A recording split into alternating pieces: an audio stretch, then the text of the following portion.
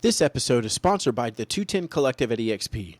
If you desire to be equally yoked in business with your brothers and sisters in Christ all around the globe, if you desire to pursue excellence, serve faithfully, and glorify God in your business, then you should check out what is happening at the 210 Collective. Go to 210collective.com/podcast to learn more and schedule a call today.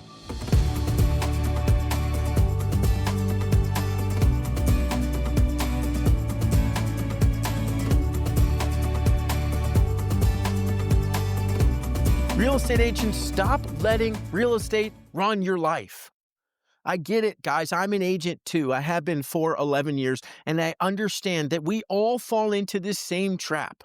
The industry lie that success only equals more closings, longer hours, constant hustle. And I get it. These common frustrations that we all feel, missing family time. We're never truly off, right? We're always chasing the next deal. If I see one more agent on vacation posting about them writing an offer, sitting on the beach, being proud of themselves, I don't know what's going to happen, but it's not going to be good. Here's the reality. We fall into this trap. What does your family want? They don't want you to be out there hustling more.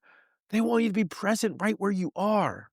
At the end of your life, it's not going to say how many deals you did on your headstone, what your GCI was, what your volume was. It's hopefully going to say follower of Jesus, loving husband, loving wife, great dad, great mom, great grandparent, great grandmother, or whatever.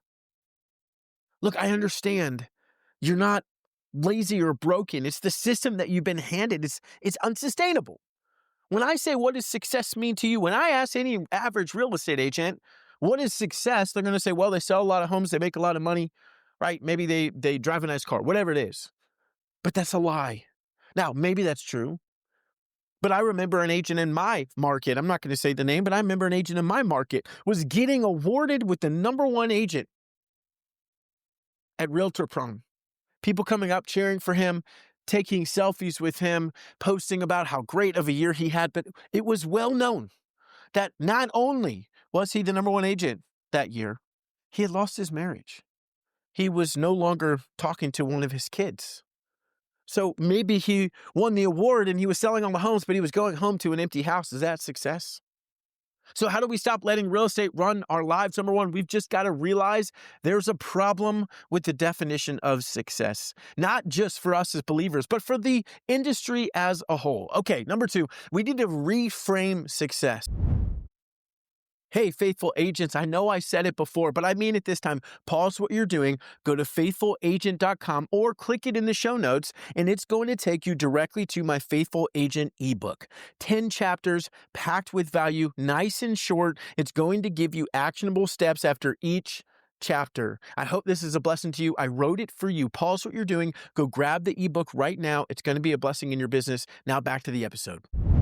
We need to define, what do we actually want? So how do we stop letting real estate run our lives? We got to actually know what we're aiming for, so we don't just fall prey to whatever it is that they tell us to go for, right? What's the point of building a business if it costs you your life outside of it? That doesn't make sense. We've got to step back. We've got to clarify values. We've got to look and say, what is it that the Lord desires for me, right? Maybe you're that stay-at-home mom who homeschools her kids, who also sells 5 to 10 homes on the side because that's what you have time for. And even though the industry keeps telling you you could do more, you need to go sell more homes, you step back and you say, okay, hold on. Let me talk to the Lord. Let me talk to my husband, and let's figure out what makes sense for me. And when you say it's 5 homes, because that's what you can do while you keep your feet right where you want them to be, homeschooling the kids, at home with them, serving in your church, whatever the scenario is, you seek to find joy and contentment right there. Right? The problem is, whatever your scenario, maybe it's that you're the husband who is working so many hours and you keep saying, I'm doing this for my family. But what does your family want? They don't want the extra lake house. They don't need the bigger, nicer car. They need daddy at home. Figure out, why am I doing this? You all have heard my story when I created this idea of the scoreboard, right? How do I actually keep score for myself? Well, I had a team. We were doing really well. I had figured out a way how to double my income, but the only problem was it was going to cost me an extra 20 hours a week. We had 3 kids at the time. Now we have 5. And I remember thinking right then in that moment, looking back on the man, if 5 years from now, if I could look back on you right here in this moment, that was in 2022, who would you be most proud of? The guy who spent more time at work, less time at home, but doubled his income, or the man that figured out a way to work less, make the same amount of income, and be home and present with his family. I remember the moment a couple years before that where I was working a ton of hours, right? Just building, trying to get there as fast as I could. And I remember this moment where I finally came to my wife, Rachel, and I said, hold on, I don't know why I've never asked you this before, but babe, if it takes me longer to build what I'm trying to build, but I get to be home more often, is that what you want? Or do you want me to go full speed ahead and build that? She said, I want you to be home more often. And I thought to myself, why am I not asking these questions? Business is an us thing, not a me thing. So, husband, if you're out there hustling your butt off, but you haven't had a conversation with your wife, if that's what she wants. Mom, if you're out there hustling your butt off, but you haven't had a conversation with your husband who's going to say, I didn't realize you're going to be gone this much. We need to have these kinds of conversations. Even if you're a young solo agent and you're single or you're dating and you're in this position where like, well, it's just me, I might as well go out and hustle. You still need people around you to say, please hold me accountable. Unbridled ambition can still lead you into very bad, dangerous places. We need to keep scoring a different way. As believers, we got to keep score a different way because the most important relationship in your life is with the Lord. And then it's with your spouse if you're married, and then it's with your kids, right? If you're a grandparent, it's the Lord, it's your spouse, it's your kids, it's your grandkids, right? Lots of things come into play there. Maybe you're a pastor and you're selling homes on the side. It's the Lord, it's your spouse, it's your kids, it's the church. Then it's the work that you do in real estate. You've got to keep scoring a different way. When I stopped just measuring how many deals, how much money, what was my GCI, what was my profit, though those are good things to measure. When I said, you know what, I'm going to keep score a different way. I've got a profit goal, sure I do, but I've got a wife goal, 2-day dates a month. I've got a family goal, take every 7th week off. I now had a new way to define what actually mattered to me. Someone invited me to come speak at this really cool event. What would have been a really cool event? Checked off the profit box. I still could have my dates, but guess what? It fell on the 7th week off. The answer was, guys, I really appreciate you. The answer is no. I had a new way to keep score. You have to define what you actually want. Yes, we recognize the industry's definition of success is broken, but if we don't replace that definition, we fall back into that definition. Let's replace it. Finally, build a better system. I'm going to give you some practical tools for you to take back control. Number 1, I want you to time block and protect thinking time. I want you to take 30 minutes a week. That's it. Just 30 minutes. Put it somewhere in your calendar just to stop, pause, think, and reflect. How am I doing? Am I in pursuit of what my mission is? Or am I in pursuit of a different person's mission, right? We fall very easily prey to looking at our neighbor and thinking, I should probably be doing that too.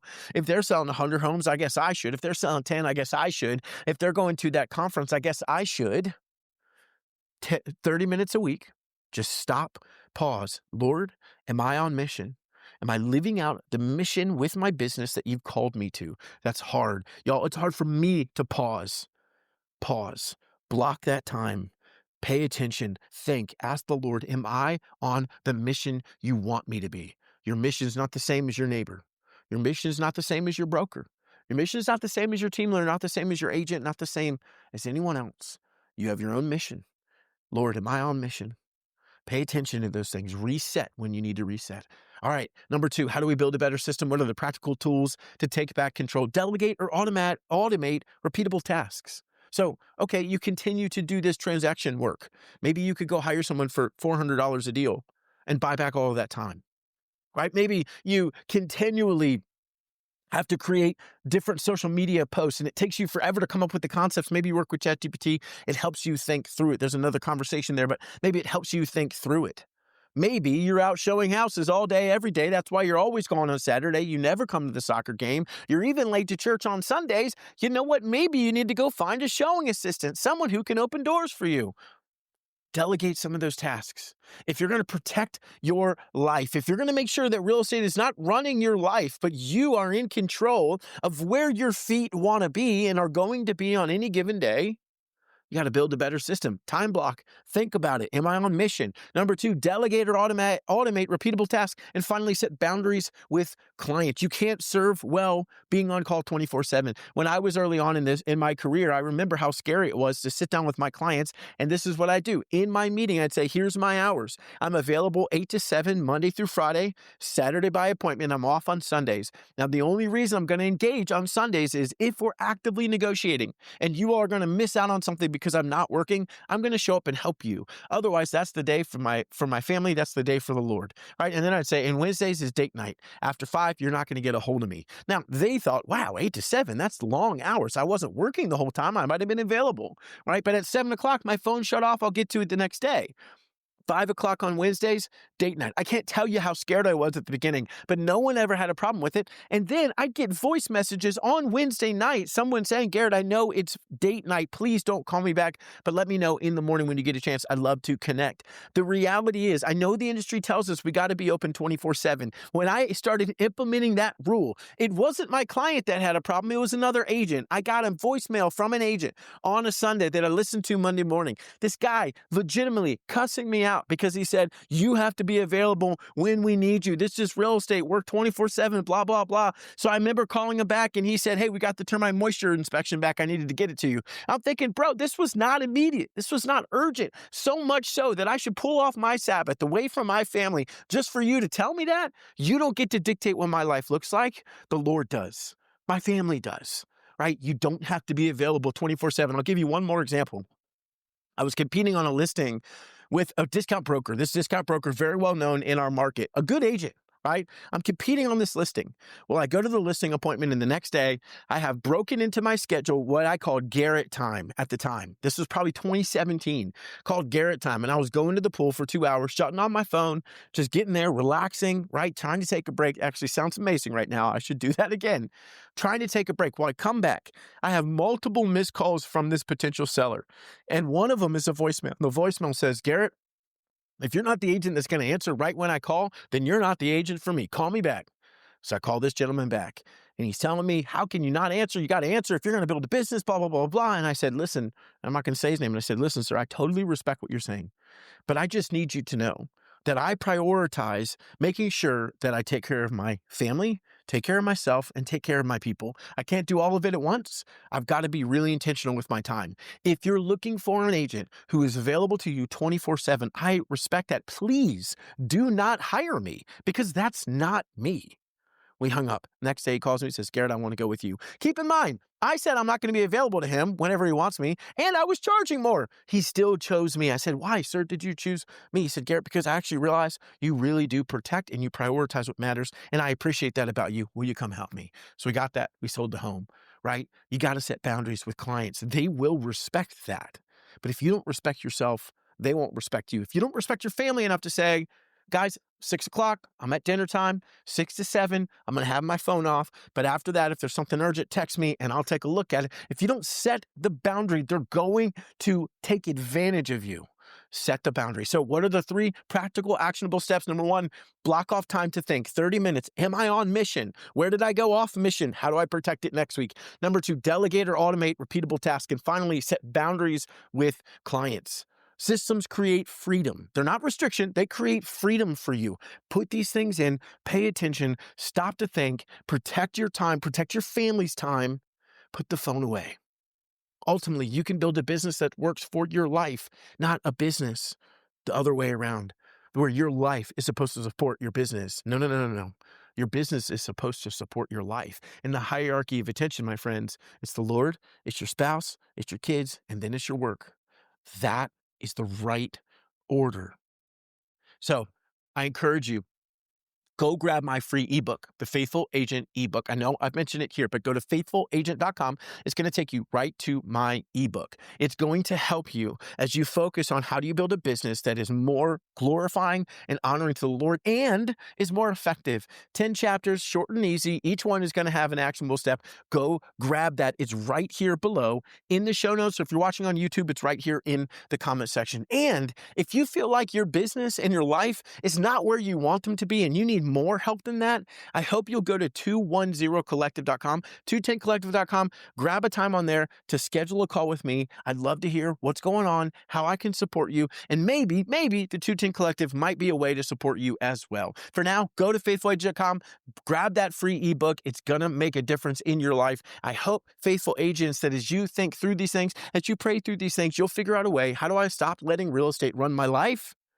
How do I stop submitting to the Lord? How do I start submitting to the Lord, identifying the problem that I want the success that the world offers?